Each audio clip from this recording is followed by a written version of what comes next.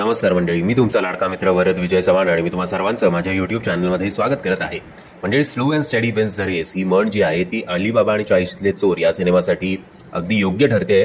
कारण पहिल्या दिवशी या सिनेमाने कमवले होते फक्त 20 लाख रुपये असा क्लेम जो आहे तो सार्वजनिक.com करतोय. इतर कुठल्याही साईटवर या सिनेमाचं बॉक्स ऑफिसचे जे कलेक्शन आहे ते कुठेही नाही आहे. आणि या व्हिडिओच्या मार्फत तुम्हाला पुन्हा एकदा मी सांगू इच्छितो की हे आकडे जे आहे ते खरे असतीलच असं नाही, कारण मराठी सिनेमाला कुठल्याही प्रकारचा प्रॉपर ट्रेड अनालिसिस नसतो.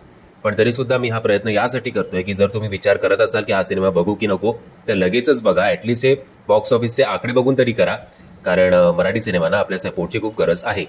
सो पहिल्या दिवशी या सिनेमाने कमवले होते 20 लाख रुपये. दुसऱ्या दिवशी या सिनेमाने कमवले होते साधारणपणे 27 लाख रुपये. तर काल रविवारी पुन्हा एकदा आपल्याला जरा ग्रोथ बघायला मिळाली आहे आणि या सिनेमाने जवळपास 40 लाखच्या आसपासची कमाई कालच्या दिवशी रविवारी केलेली आहे. असं करत याचं फर्स्ट वीकेंडचं कलेक्शन आहे अप्रॉक्सिमेटली 86 लाख रुपीज. हे इंडियाचं नेट कलेक्शन आहे. वर्ल्ड वाईड या सिनेमाने साधारणपणे 95 लाखची कमाई केली आहे असं या साईटचा दावा आहे. आपण असं धरून चालूया की हे आकडे खोटे असतील आणि 96 लाख नव्हे तर 1.5 करोडच्या आसपास या सिनेमाने कमवलेले असतील, पण तरी सुद्धा हे आकडे पण तसे कमीच आहेत. एनिवेज, आय थिंक हा व्हिडिओ बघून तरी तुम्ही या सिनेमाला सपोर्ट नक्कीच कराल, कारण आजपासून जर आपण या सिनेमाला गर्दी नाही केली वीकडे पासून, सोमवारपासून, तर याचे शोज जे आहेत ते दुसऱ्या सिनेमांकडे फिरवण्यात येतील.